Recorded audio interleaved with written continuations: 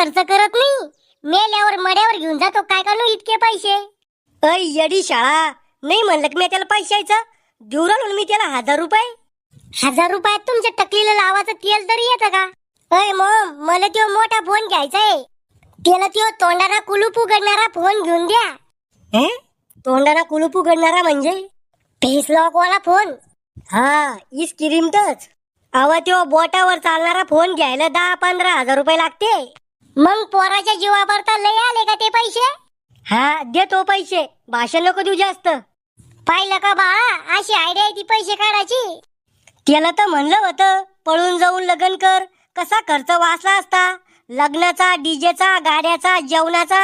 इतका खर्च वाचवायचा होता तर मला पैदा कशाला केलं? तुला पैदा केलं नाही, मजाक मध्ये झाला तू. बरं झाला तुम्ही एकदाच मजाक केली, दोनदा तीनदा मजाक केली असती तर 2-3 पोरं वाढले असते तुमच्या.